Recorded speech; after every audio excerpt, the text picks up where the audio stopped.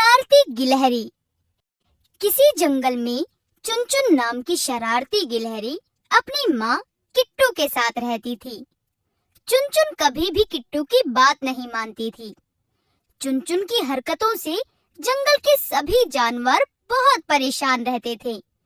एक दिन चुनचुन पेड़ पर खेल रही थी और उसी पेड़ पर फर्राटा नाम का एक बंदर भी सो रहा था।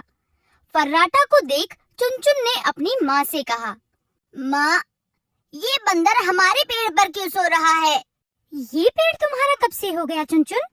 सोने दो उसे। लेकिन माँ, जंगल में और भी तो पेड़ हैं। इससे कहो किसी दूसरे पेड़ पर जाकर सोए। चुनचुन, जैसे ये जंगल सबका है, वैसे ही ये पेड़ भी सबका है। इसीलिए तुम इस पेड़ से उसे नहीं हटा सकती। किट्टू ये बोलकर चली गई, लेकिन चुनचुन को एक शरारत सूझी। वो बंदर के पास पहुंची। उसने बंदर की पूंछ को पेड़ की टहनी से बांध दिया। उसके थोड़ी ही देर बाद जब फर्राटा बंदर सोकर उठा तो उसने दूसरी टहनी पर छलांग लगाने की कोशिश की, लेकिन उसकी पूंछ बंधी होने के कारण वो दूसरी टहनी तक नहीं पहुंच सका और वहीं पेड़ से उल्टा लटक कर चिल्लाने लगा, बचाओ, बचाओ, मैं यहाँ पेड़ पर उल्टा लटक गया हूँ, बचाओ। फर्राटा के चिल्लाने की आवाज सुनकर सभी जानवर वहाँ आ गए और तभी वहाँ मौजूद जंगल का राजा शेर सिंह बोला, अरे फर्राटा, तुम इतना चिल्ला क्यों रहे हो?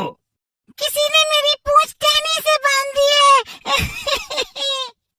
लेकिन तुम्हारी पूंछ टहनी से कौन बांधेगा? किसी को क्या मिलेगा ऐसा करके? ये काम उस शरारती चुनचुन ने किया होगा। वो ही जंगल के सभी जानवरों को परेशान करती है। ये बातें किट्टू और चुनचुन पेड़ के ऊपर बैठकर सुन रही थी। इतने में चुनचुन बोली, हाँ, मैंने ही बंदर की पूंछ पेड़ से बांधी है। लेकिन तुमने ये सब क्यों किया? बंदर ने तुम्हारा क्या बिगाड़ा है? जंगल में इतने सारे पेड़ हैं, तो ये बंदर इस पेड़ पर क्यों सोया? ये हमारा पेड़ है। ये सुनकर सभी जानवर हैरान रह गए। तभी हिरन बोला, चुनचुन, एक बात कान खोलकर सुन लो। ये जंगल सबका है, इसलिए यहाँ के पेड़ों पर भी सबका अधिकार है। चुनचुन, अगर अब तुमने जंगल में किसी जानवर को तंग करने की कोशिश की तो मैं तुम्हें इस जंगल से निकाल दूंगा। ये सुनकर किट्टू जल्दी से बोल पड़ी, नहीं नहीं महाराज, चुनचुन अभी छोटी है, उसको माफ कर दीजिए। आज के बाद वो ऐसी शरारत कभी भी नहीं करेगी। मैं अभी फर्राटा की पूंछ खोल देती हूँ।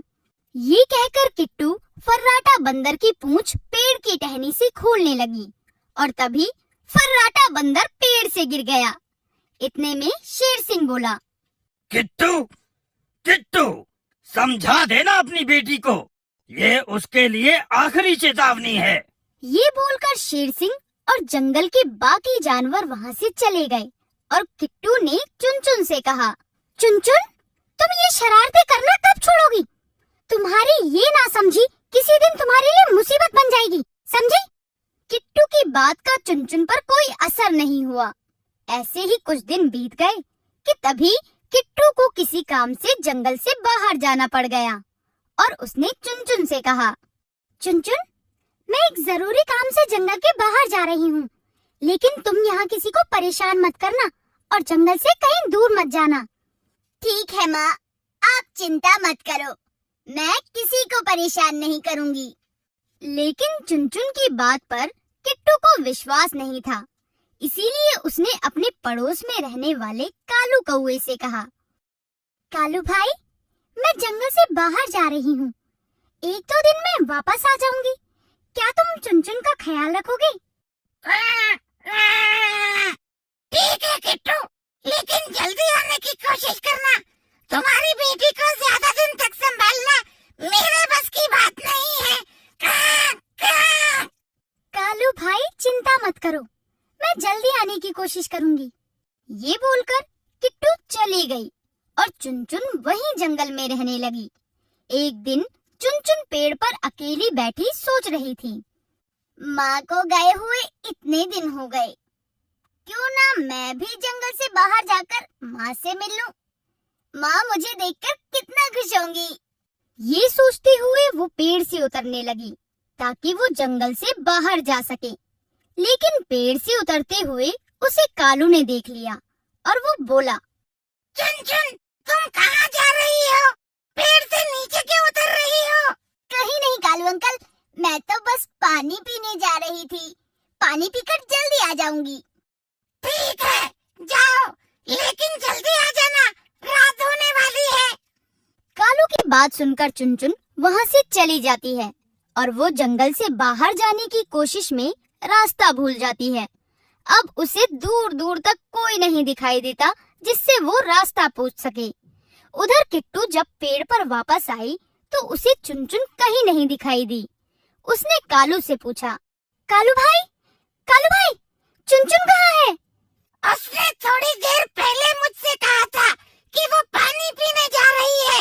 उसके बाद वो अभी तक नहीं लौटी। कहीं वो किसी मुसीबत में न फंस जाए। हमें जाकर उसकी मदद करनी चाहिए। और रात भी होने वाली है। हमें अभी जाकर जंगल के सभी जानवरों को बताना चाहिए। ये कहकर किट्टू और कालू ने जंगल के सभी जानवरों को सारी बात बता दी। सभी चुनचुन को इधर उधर ढूंढने लगे, लेकिन वो कहीं नहीं मिली। तभी कालू को आसमान में एक बाज उड़ता हुआ दिखाई दिया। तभी कालू ने कहा, वो देखो, आसमान में बाज उड़ रहा है। इस समय ये बाज आसमान में क्या कर रहा है? लगता है वो अपना भोजन ढूंढ रहा है। हिरन की बात सुनकर किट्टू घबरा गई और बोली, कहीं ऐसा तो नहीं उस बाज की नजर मेरी किट्टू पर पड़ गई हो? तुम चिंता मत करो, मैं अभी अपने दोस्त मिट्टू तोते के साथ जाता हूँ और पता करता हूँ। ये कहकर कालू मिट्टू के साथ बाज का पीछा करने चला गया। उसने देखा कि बाज चुनचुन के ऊपर मंडरा रहा था। ये देखकर कालू समझ गया कि उस बाज का शिकार चुनचुन ही थी। उसने सारी बात जंगल के जानवरों को बता दी और वापस चुनचुन की मदद करने मिट्टू तोते के साथ चला गया। अब बाज ने मौका पाकर चुनचुन को अपने पंजों में दबा लिया।